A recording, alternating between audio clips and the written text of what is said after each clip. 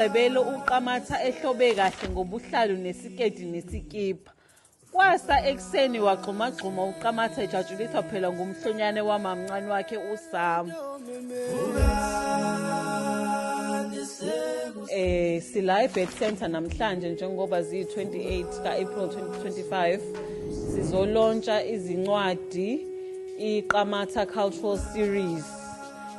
Lezi zincwadi lezi ziwu-4 ziqala ngoQamatha uya kumhlonyana kuze uQamatha uya kumemule kuze uQamatha ubona amalobolo ugcine uQamatha ubona uTsiki.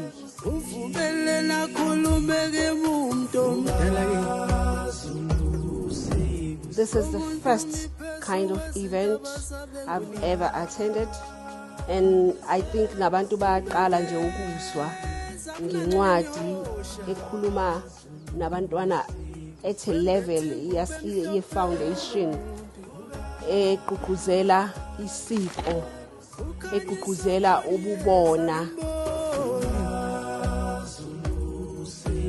Amandla kangaphezulu Ngaze ngamuhle mama woze uzobona waze wamuhle mntanami lo buhlalo ohlobe ngabo buqhakazisa isikhumbo sakho esinsundu kahle. Lezi indaba lezi indaba ezimnandi kakhulu ezigcina amasiko wethu and that preserves our indigenous languages.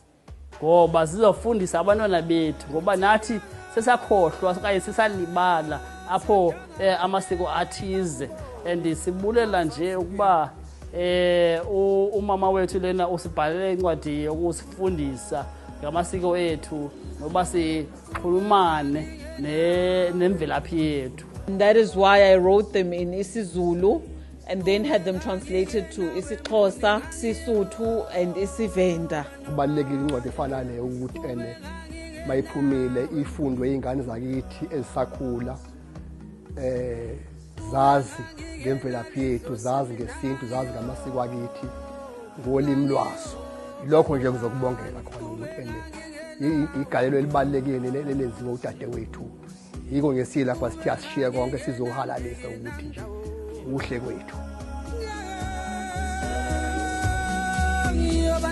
Bano